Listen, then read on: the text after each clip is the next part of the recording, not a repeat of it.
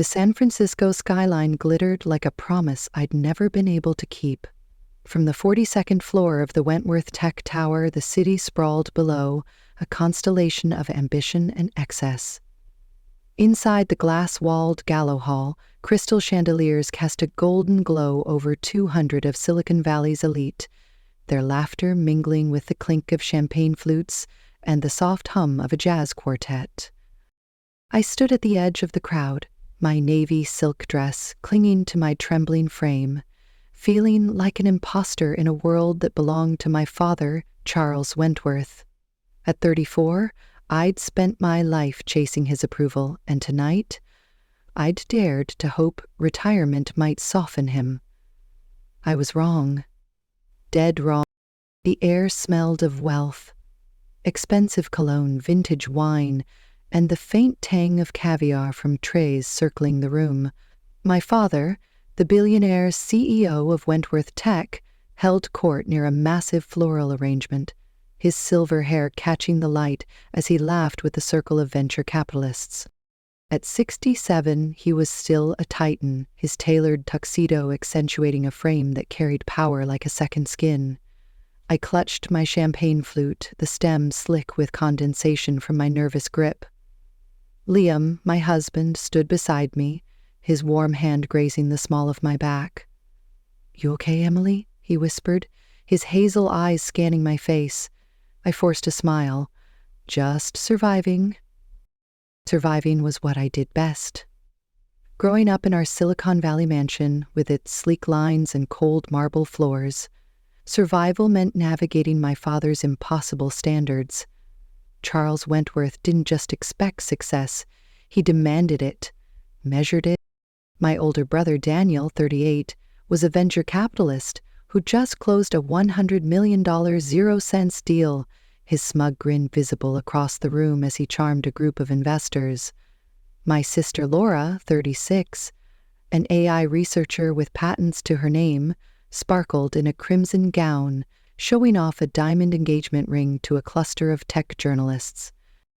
They were his real children, the ones who'd built empires in his image. I was the anomaly, the disappointment, who'd chosen art over algorithms, running Coastal Light Media, a small studio telling stories of people the world overlooked. To Charles, it was a hobby, not a legacy. I adjusted my dress, smoothing the fabric over my hips, and glanced at the stage where a massive screen displayed Wentworth Tech's logo, a sleek W pulsing like a heartbeat. Tonight was Charles's retirement gala, the end of his 40-year reign as a tech mogul who'd revolutionized data analytics. I'd received the invitation, a heavy, embossed card, 3 weeks ago, and my hands had shaken as I read it. Maybe this is his way of reaching out, I'd told Liam, my voice thin with hope. Maybe he's ready to see me. Liam had frowned, his jaw tight. "Em, don't set yourself up for this." But I'd insisted. I always did. One more chance to prove I was enough. The crowd shifted, and I caught sight of Aunt Clara, my father's sister, weaving toward me. Her perfume hit first, a cloud of jasmine and judgment. "Emily, darling," she said, air-kissing my cheek, her diamond earrings glinting. "You look presentable." Her pause was a knife. "Try to make Charles proud tonight. This is his moment, and all eyes are on the family." I nodded, my throat tight, as she glided toward Laura, exclaiming over her ring. Liam squeezed my hand. "She's wrong. You don't need to prove anything." But I did. I always had.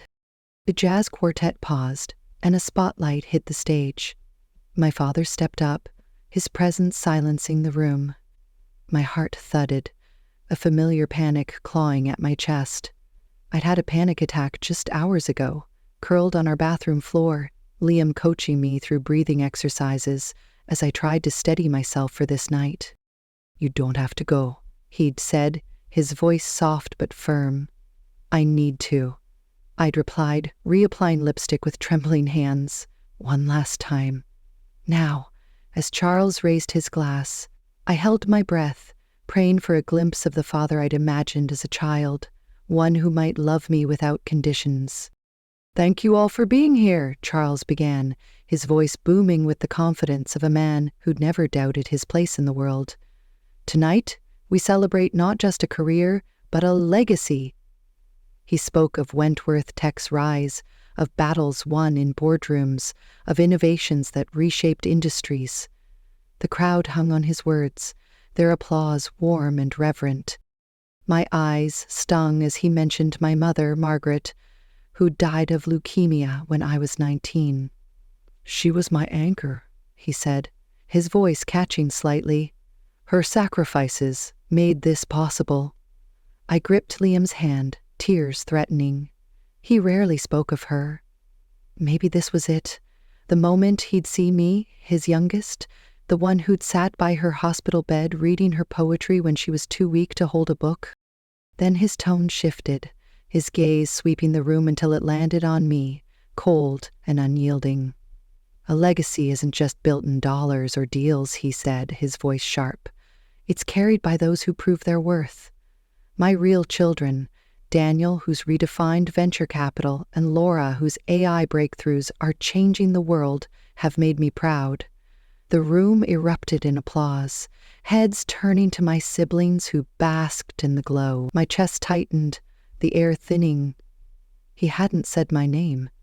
He never did. Then his eyes locked on mine, and the room seemed to freeze. "Emily," he said, his voice cutting through the murmurs like a blade, "you're no daughter of mine." "Get out!" Gasps rippled through the crowd. My champagne flute slipped, shattering on the marble floor, the sound deafening in the sudden silence. Faces turned, phones lifted, capturing my humiliation in real time. I felt the weight of 200 stares, the live streams already buzzing with hashtags, Wentworth Scandal, Family Drama. Security guards in black suits stepped forward, their hands hovering near their earpieces. My legs wobbled, shame burning through me like wildfire. This wasn't just rejection, it was annihilation. I pushed back my chair, the scrape echoing, and stood, my vision blurring. I wouldn't cry, not here, not for him. I gripped the table, steadying myself, ready to walk out with whatever dignity I could salvage. Then I heard it, the sharp, deliberate scrape of another chair. Liam stood beside me, his face a mask of quiet fury. The room stilled again, confusion replacing curiosity. Charles's jaw tightened. "Sit down," he barked at Liam. "This doesn't concern you." But Liam didn't move.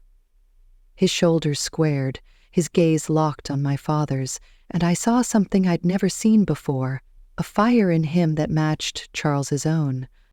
Liam reached for his water glass and spoon, the soft ping slicing through the tension. Every eye turned to him, the universal signal for a toast commanding the room. Charles's face flushed crimson, his control slipping. "What the hell do you think you're doing?" he demanded. Liam ignored him, setting the spoon down with deliberate calm. "I'd like to make a toast," he said, his voice steady, carrying to every corner. "To Emily Carter, the woman Charles Wentworth failed to see." Gasps erupted. My heart slammed against my ribs.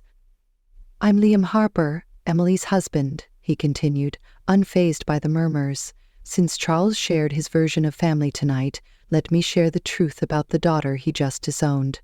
Charles stepped forward, fury in his eyes. "Security, remove them."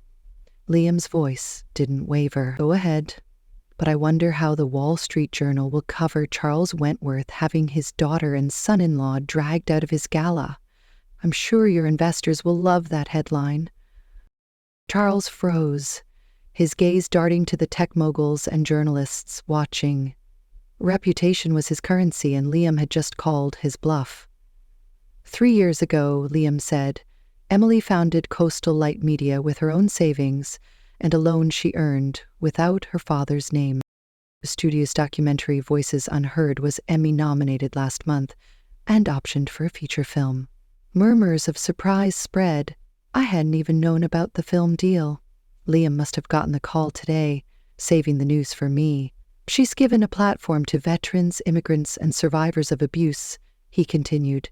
Her literacy program put 5,000 books into the hands of kids in Oakland's toughest neighborhoods. The crowd shifted, some nodding, others whispering. Liam's voice grew sharper. While Daniel was building his empire and Laura was patenting her algorithms, Emily was the one who gave up her college fund to bail Daniel out of a gambling debt he hid from Daddy. Daniel's face went pale, his glass trembling. That was our secret, a desperate plea he'd made years ago when his startup nearly collapsed. I'd given him everything, never expecting gratitude, only hoping for a brother. For 34 years, Charles, you've told Emily she's not enough. Too creative, too different, too human for your metrics. Tonight you tried to erase her in front of everyone who matters to you. Liam turned to the crowd, his voice ringing. But real family doesn't demand perfection. Real family stands with you, especially when it's hard. Emily is the strongest person I know, not because she met your impossible standards, but because she survived them. He raised his glass to me, his eye softening. To Emily, who became herself despite you, and to you, Charles, for showing us exactly who we'll never be. He set his glass down, the sound a quiet thunder, and took my hand. The warmth of his fingers grounded me as the room spun. We walked toward the exit, our footsteps echoing on the marble. Charles's voice cracked behind us. If you leave now, you're done. No inheritance, no family, nothing. We didn't slow. The glass doors loomed ahead, the city lights beyond promising freedom. A silver-haired man at the last table, one of Charles's oldest board members, caught my eye and nodded, a flicker of respect in his weathered face. It was the first time anyone from my father's world saw me as more than a failure. The doors closed behind us, muffling the explosion of chatter. The valet, a kid in a red jacket, avoided my gaze as he scrambled for our car, clearly having overheard the chaos. The cool night air hit my face, a sharp contrast to the suffocating heat of the gala. Liam opened the car door for me, his silence steady, not pressing. We pulled away, the Wentworth Tech Tower shrinking in the rearview mirror like a bad dream. "Are you okay?" he asked finally, his voice soft in the dark. I wasn't. I was shattered, humiliated, and yet, beneath it all, something new stirred. Relief, raw and unfamiliar. "I don't know," I said, my voice cracking. "But I think I could be." We drove in silence, the city lights blurring through my tears. My phone buzzed relentlessly. Texts from Laura accusing me of ruining Charles's night, voicemails from Charles demanding a public apology, and, surprisingly, a missed call from Daniel. No message attached. I ignored them all, my hands shaking as I clutched the phone. Back at our modest Oakland apartment, I collapsed onto the couch, sobs tearing through me. Liam held me, his shirt damp with my tears, his arms a fortress against the pain. "I'm so sorry," I gasped. "You shouldn't have had to do that." He pulled back, his eyes fierce. "I'm not. I've wanted to tell your father off since the day I met you." We stayed up until dawn, talking through the wreckage. Charles's voicemails grew angrier, threatening to sue, to ruin my studio, to make sure I'd never work in this industry again. Laura's texts painted me as the villain who'd stolen her father's spotlight. But Daniel's call lingered in my mind, a question mark I wasn't ready to answer. "Do you think I went too far?" Liam asked as we finally crawled into bed, the first hint of doubt in his voice. "You stood up for me," I said, my throat tight. "No one's ever done that." Sleep came in fragments, my phone lighting up with notifications, news alerts, social media tags, the scandal already spreading like wildfire. By morning, my inbox was flooded with messages from colleagues, cousins, even strangers who'd seen the live streams. Some offered support. Others, cruel jabs about my failure as a Wentworth. Then came the first real blow, an email from a major client at Coastal Light Media, pulling out of a project citing reputational concerns. My stomach dropped. I'd built the studio from nothing, pouring my heart into every frame, every story. Now Charles's influence was reaching beyond the gala, threatening to dismantle my life's work.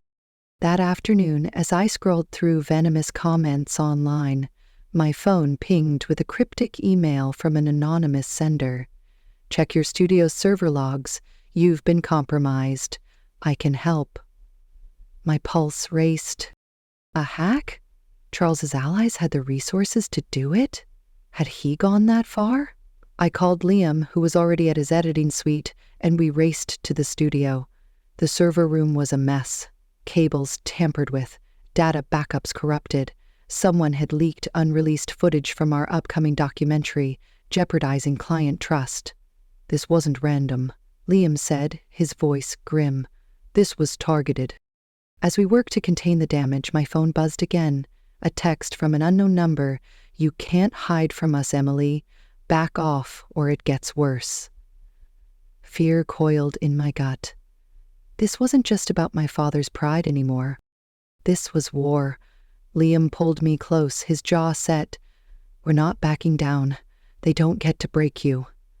But as I stared at the threatening message, the weight of my father's world crashing into mine, I wondered if I was strong enough to fight back, or if I'd lose everything trying. The next morning, driving to meet a lawyer about the hack, I noticed a black SUV tailing us. My hands gripped the wheel, my heart pounding as memories of last week's near accident flooded back.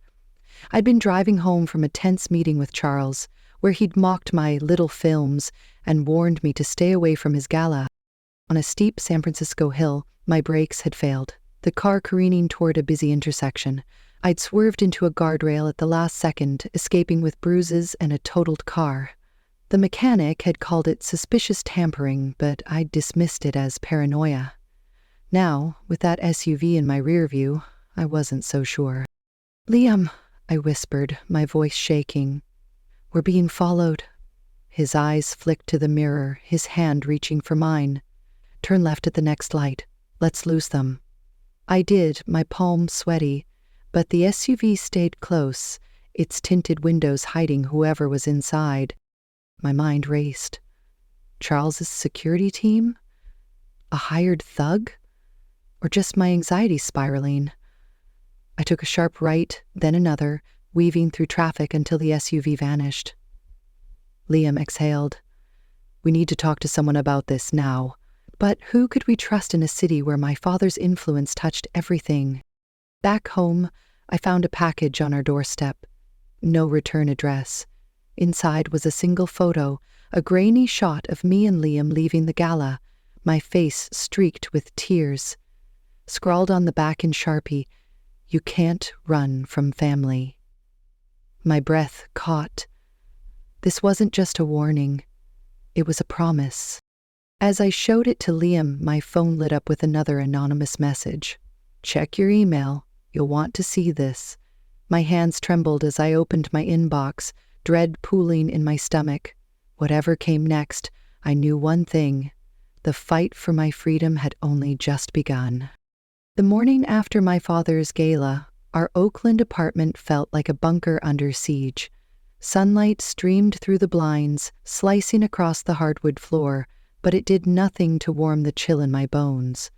My phone buzzed incessantly on the coffee table, a hornet's nest of notifications, news alerts, social media tags, and voicemails from Charles Wentworth's legal team. The world knew now. Emily Carter, the disowned daughter of a tech titan, had been cast out in a blaze of public humiliation. Liam sat beside me on the couch, his laptop open, scrolling through the damage. "It's everywhere," he muttered, his jaw tight.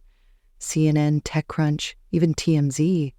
I pulled my knees to my chest, the weight of last night's live-streamed rejection crushing me. "What do they say?"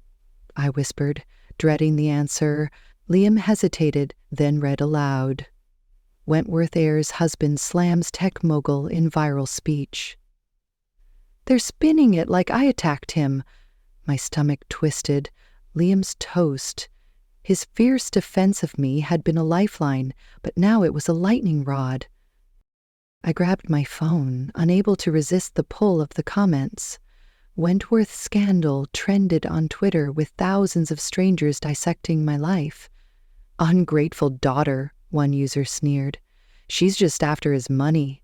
Another wrote, her husband's got balls, but they're gonna regret this. My eyes stung, but I kept scrolling, masochistic curiosity driving me. Then I saw it. A grainy clip of Charles's face as he shouted, "You're no daughter of mine." The video had 3.2 million views, each one a fresh stab of shame. I dropped the phone, my hands shaking. "They're live streaming my life like it's a reality show," I said, my voice cracking. Liam pulled me close, his arm steady. "They don't know you, Em. They don't know us. But they knew enough to judge, and Charles's world was watching." The doorbell rang, sharp and jarring. I flinched, my mind flashing to the anonymous photo from last night.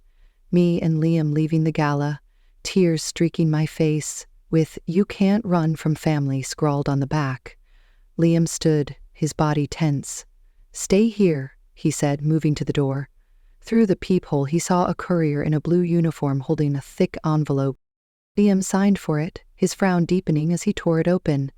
"It's from Charles's lawyers," he said, scanning the pages. My heart sank. "What do they want?" He handed me the document, his eyes dark. "They're suing you for slander. They claim my speech damaged Wentworth Tech's reputation and stock value." The words swam on the page. Defamation, compensatory damages, cease and desist. My father wasn't just disowning me, he was trying to destroy me. I sank onto the couch, the lawsuit a physical weight on my chest. Coastal Light Media, my studio, was my lifeline, built from years of hustle and heart. Now, Charles's legal machine threatened to crush it. "We can't afford this," I said, my voice hollow. "A lawsuit like this could bankrupt us." Liam knelt before me, his hands on my knees. "We'll fight it. We'll find a way." But his voice held an edge of uncertainty, and I knew he was thinking of our dwindling savings, the studio's fragile finances, and the hack we'd discovered last night. Someone, likely Charles's allies, had breached our servers, leaking unreleased footage from our documentary, Voices Unheard. Clients were already pulling back, spooked by the breach and the scandal. My phone buzzed again, this time with a text from Laura. "You always make it about you. Dad's legacy was supposed to shine last night, and you and Liam turned it into a circus. Fix this, Emily." I stared at the words, her accusation a fresh wound. Laura, with her AI patents and perfect life, had always been Charles's mirror, reflecting his ambition. She'd never stood up for me, never questioned his cruelty. I typed a reply. "He told me to leave, Laura. What was I supposed to do?" But deleted it. What was the point? She'd chosen her side long ago. Then, unexpectedly, my phone lit up with a call from Daniel. I hesitated, my thumb hovering over the screen. My brother, the golden boy of venture capital, had barely spoken to me since I gave him my college fund to save his startup from his gambling debts. A secret I'd kept until Liam exposed it last night. I answered, bracing myself. "Em," he said, his voice low, almost hesitant. "That was a hell of a night." I waited, unsure if he was calling to attack or defend. "I didn't know Dad would go that far," he continued, "telling you to leave like that. It wasn't right." My breath caught. "Was this an olive branch?" "He put me in a tough spot," Daniel added. "Told me to cut you off years ago or lose his support. I should have pushed back."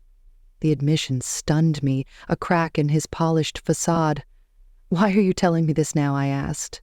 A pause. "Because you didn't deserve that. And I owe you for the money. I never forgot." He hung up before I could respond, leaving me staring at the phone, a flicker of hope battling my cynicism. Liam glanced over, reading my expression. What did he want? I shook my head, still processing. I don't know. Maybe he's waking up. Or maybe it's a trap. Liam's jaw tightened. If it's a trap, we'll handle it. But right now, we need to focus on the lawsuit and the hack. He pulled up our studio's server logs on his laptop, his fingers flying across the keyboard. The breach came from an IP tied to a shell company in Delaware, he said. I'm betting it's one of Charles's cronies. My mind flashed to the threatening text from last night. Back off, or it gets worse. I showed Liam the message, my hands trembling. His face darkened.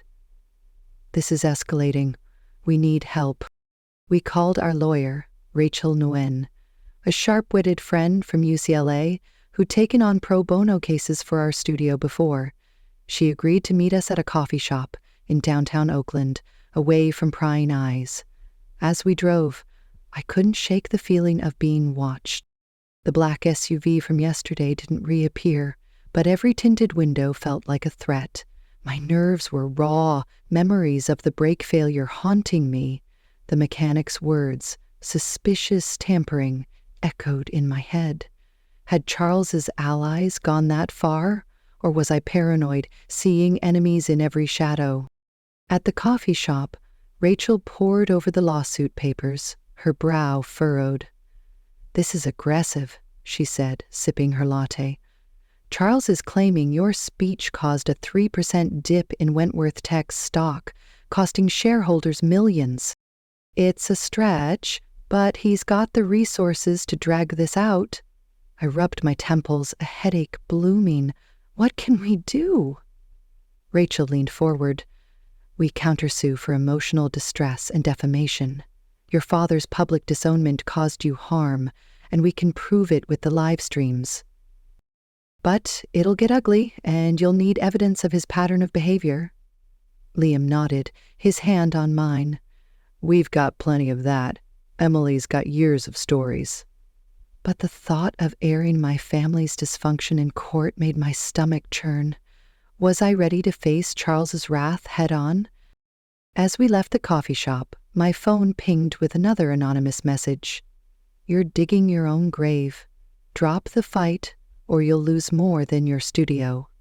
My blood ran cold. I showed Rachel, who frowned. This is harassment.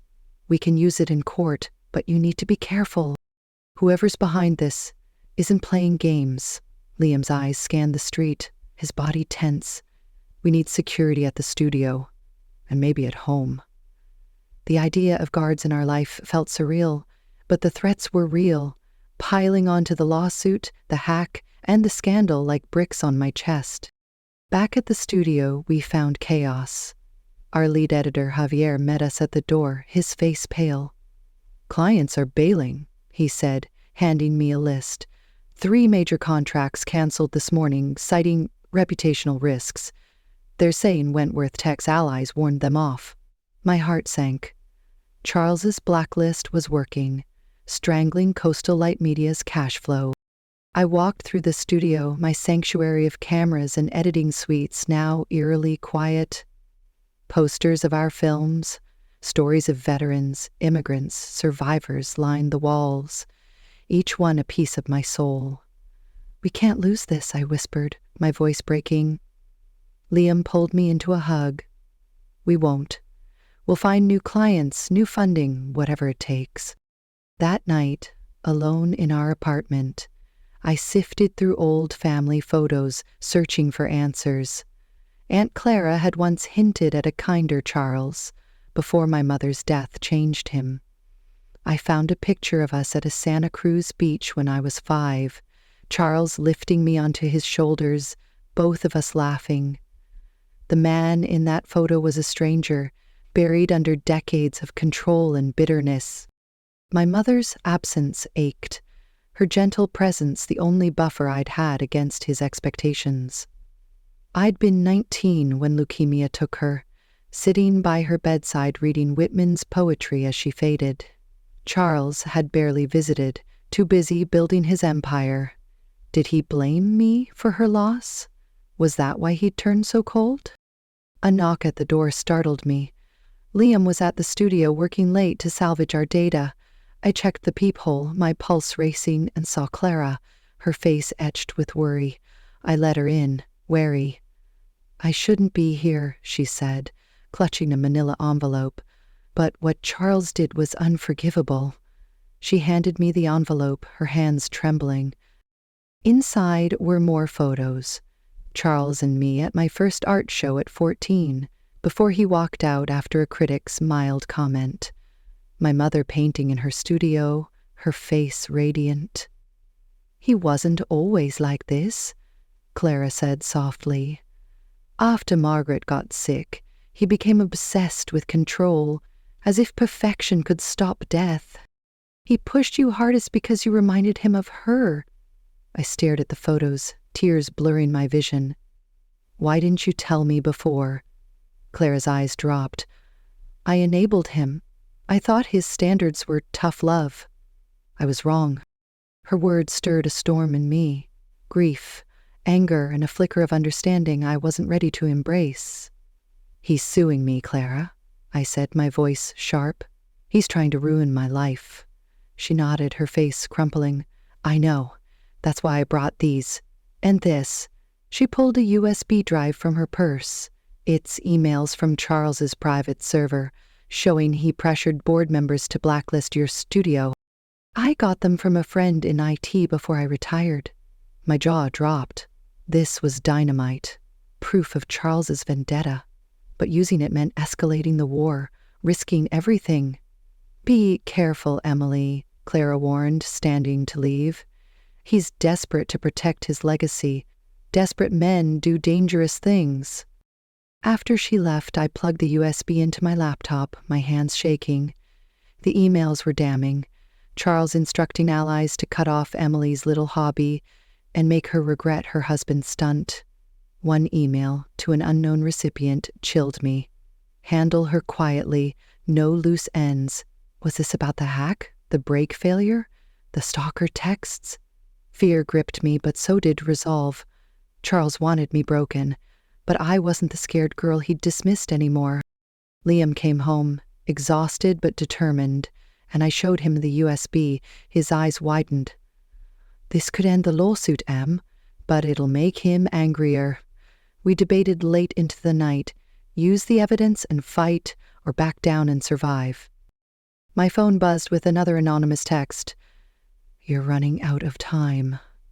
I shivered, the stalker's threat looming larger.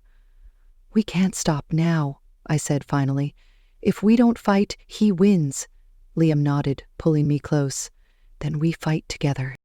The next day, we met Rachel at her office, handing over the USB. She scanned the emails, her eyes lighting up. "This is gold. We can prove abuse of power and intent to harm. But we need more to tie him to the hack and threats." She suggested hiring a private investigator to trace the anonymous messages and the Delaware shell company behind the breach. The cost was steep, but we agreed, dipping into our emergency savings. As we left, Rachel's warning echoed, "Watch your backs. Charles doesn't lose gracefully." That night, our apartment was broken into. I woke to a crash at 2 a.m., my heart pounding. Liam grabbed a baseball bat, and we crept into the living room, finding the front door ajar, papers and equipment scattered. My laptop, where I'd stored Clara's USB, was gone, along with hard drives containing Voices Unheard's raw footage. A note was pinned to the couch with a knife. "Last morning." I gasped, my legs buckling. Liam called the police, but I knew Charles' influence reached deep. Would they even investigate? The violation of our home, our sanctuary, felt like a gut punch. "They're trying to scare us," Liam said, his voice tight. "But we're not running." The police came, took statements, and left with little promise of answers. I couldn't sleep. Every creak in the building a threat. By morning, another blow hit. Our biggest client, a non-profit funding our literacy program, canceled their contract, citing pressure from industry leaders. Charles's blacklist was suffocating us, and the break-in had stolen our leverage. I felt trapped, the walls of my life closing in. Then my phone pinged with an email from the anonymous insider from last week. "I know who hit your studio. Meet me at Pier 39 tomorrow, 8 p.m. Come alone." My pulse raced. Was this a lead or a lure? Liam shook his head when I showed him. "It's too risky, Em. Let the PI handle it." But I couldn't wait. I needed answers. Against Liam's protests, I went to Pier 39 the next evening, the tourist hub bustling with families and street performers.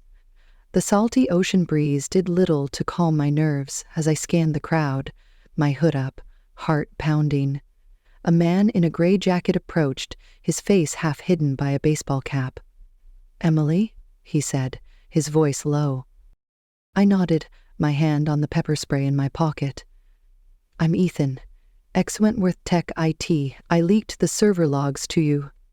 He glanced around, paranoid. "Charles hired a fixer to ruin you. Hacks, threats, even your car. I have proof, but they're onto me."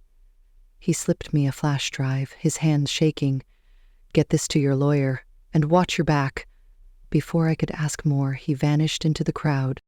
I clutched the flash drive, adrenaline surging, but as I turned to leave, I spotted a familiar face.